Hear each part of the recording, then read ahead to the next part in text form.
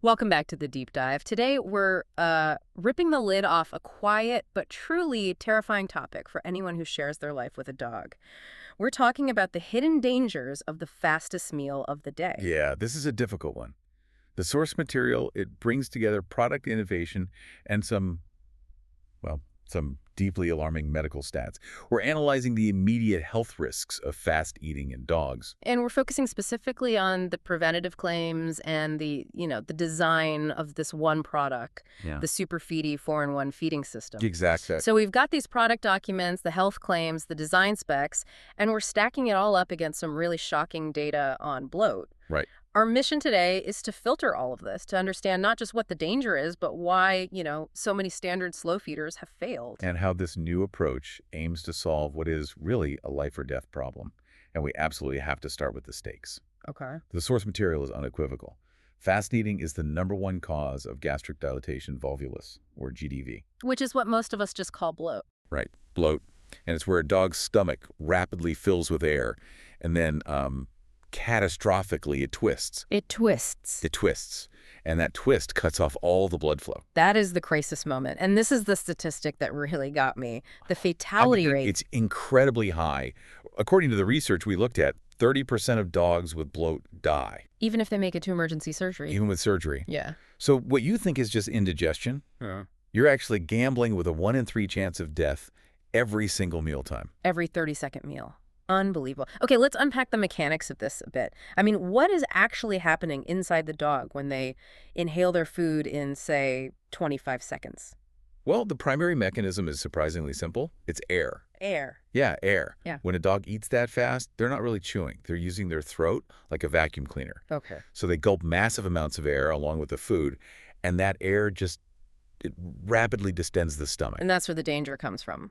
It's twofold, really. First, you get the immediate stuff like choking, gagging, vomiting, Right. the things that send owners to the vet in a panic. Right. But the second and much worse danger is that expanded air-filled stomach is far more likely to torsion. To twist. To twist. It cuts off the entrance, the exit, and the blood supply.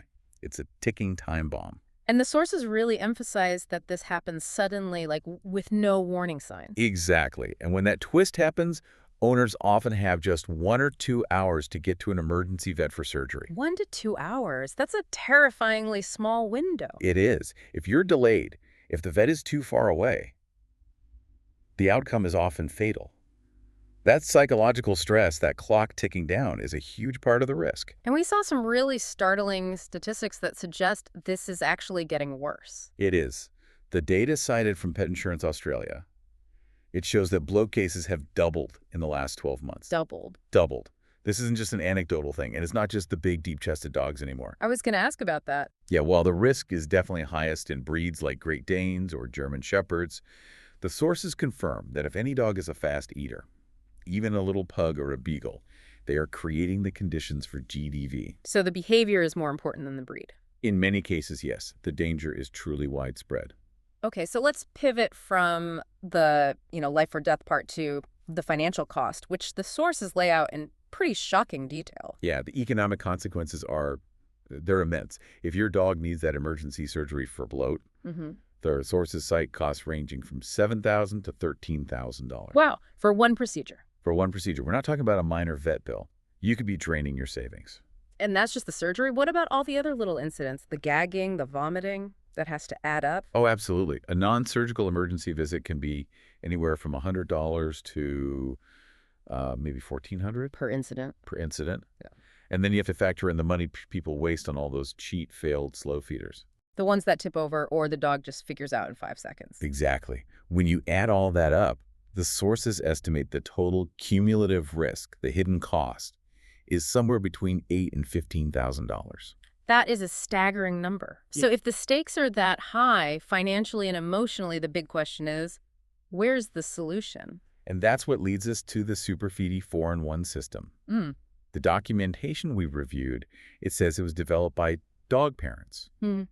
People who were frustrated because the market was just flooded with cheap plastic bowls that didn't work. They tip over, break. Or just not slow the dog down enough to actually matter. Okay, you mentioned tipping over. Let's talk about bull chasing.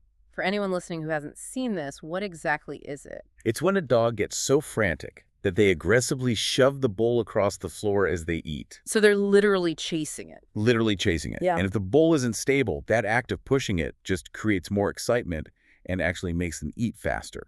Defeating the entire purpose of the slow feeder. Completely. Yeah. And the sources say this is a major reason why those simple, lightweight plastic bowls fail. Okay, so let's look at the performance claims for the Super Feedy.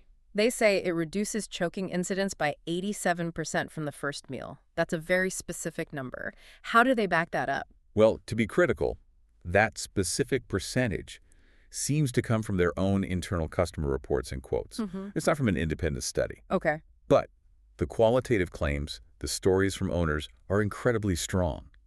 The goal isn't just to slow them down a little bit, it's to eliminate that dangerous speed entirely. And the results they document are pretty compelling. Tell us about the meal speed testimonials. They're astonishing. There's one from a German Shepherd owner who said mealtime went from 30 seconds of just frantic gulping to a calm 8 to 10 minutes. That's a huge difference. It's a total transformation. Another one, a Labrador owner, reported an 8-minute mealtime, which completely stopped the dog's post-meal vomiting. That shift from a choke hazard to a calm, engaging activity, that's a key preventative step. So it's not just about speed. How does this system claim to address the other bloat risk factors like stress? It's a multi-pronged attack, really. Right. The physical maze slows down the eating, which stops the gulping of air. That's number one. But the design also targets 2 behavioral risks. Okay. First, stability. It has an industrial-strength suction base that stops that high-stress bowl chasing we just talked about. Right. And second, anxiety.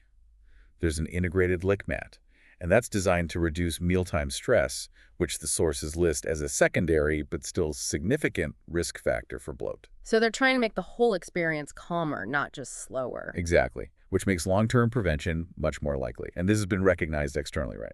It has. The sources point to some credibility markers. It's a 2025 Pet Innovation Award winner and also a People Pet Awards 2024 winner for Best Slow Feeder. So the industry is noticing that the design is genuinely different. Okay, let's break down the mechanics. It's called the Super Feedy 4-in-1 system. For someone listening, trying to figure out if this is the right thing, what are those 4 functions? So function 1 is the main event, the slow feeder bowl itself. What makes it different is what they call a patented raised maze. So the obstacle's inside the bowl. Right. And the claim is that this specific layout forces dogs to really navigate for their food, which effectively eliminates that dangerous gulping, that vacuuming motion. And it holds up to 10 cups, so it's big enough for very large breeds. Okay, function 2. The reversible lick mat, which is also the lid. This is the anxiety part. Scientifically, why does licking calm a dog down? So the sources point to the psychological mechanism.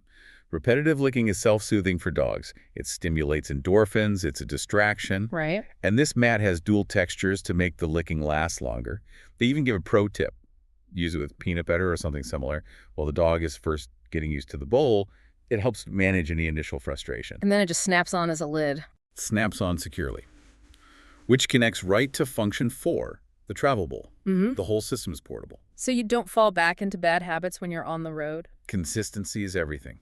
You shouldn't have to sacrifice safety just because you're away from home for a night. And that big capacity of the bowl? Yeah. That ties into function 3, the meal prep function. Exactly. The 10-cup size plus that sealing lid means you can prep meals ahead of time. It's really useful for people who use raw food or special diets that you might need to freeze. It essentially replaces 3 separate things: a slow feeder, a lick mat, and a storage container. And what about durability? We know those cheap ones break so easily. The durability is a huge point in the documentation. We mentioned the suction base, which is key, but the whole thing is built to be heavy-duty. 95% of owners, they claim, say it stands up to chewing and rough use. And cleaning. That's always the big one. 100% dishwasher safe. The 30-second cleanup time they cite is a big deal, because if it's easy to clean, owners will actually use it. Okay, so the design seems solid. But the sources also include a key endorsement from a vet. Tell us about Dr. Philip Sachs. Dr. Sachs is noted as a veterinarian and an academic, and he says he explicitly recommends the Super Feedy system. And his perspective is really grounded in what he sees in the emergency room. He says he's seen far too many preventable bloat cases. And his main point wasn't just that the bowl works, but something about consistency, right? Yes, that's the key. His point is that owners buy a slow feeder with good intentions, but if it's annoying to use, if it slides around or it's a pain to clean, they get frustrated. And they just go back to a regular bowl. They go back to the unsafe bowl for convenience. By solving those headaches, the suction, the durability, the easy cleaning, the product ensures the owner can stay consistent. And Dr. Sachs says consistency is, and I quote, everything when it comes to bloat prevention. That's a fascinating insight, that a design failure in the product leads to a compliance failure in the owner. And that leads directly to a health risk. And a company seems pretty confident in that durability. They have a strong guarantee. They really stand behind it. They offer a lifetime warranty. If any part of it breaks, cracks, or fails, they replace the whole thing for free. So they're betting this is the last bowl you'll ever need to buy. It seems so. And there's also a 30-day money-back guarantee, so you can try it risk-free and see if it actually changes your dog's behavior. Okay, before we wrap up, we have to cover the most important safety caveat in the sources. We know who this is for. Who is it explicitly not for? This is absolutely critical. While it's recommended for medium to large breeds that Gulp Labs, German Shepherds, Huskies, and so on, the source material explicitly states the system is not suitable for flat-faced or brachycephalic breeds. We're talking about pugs, French bulldogs, English bulldogs. Yes, that's essential information. Their unique anatomy means a slow feeder designed for a typical snout could actually cause them difficulty or distress. A good reminder that one size definitely does not fit all. So let's connect the dots. We started this deep dive with the terrifying reality that fast eating can lead to GDV, which kills 30% of affected dogs and can cost owners up to $15,000. And we've established that the Super Feedy 4-in-1 system is a direct response to the failings of those cheap, unstable bowls.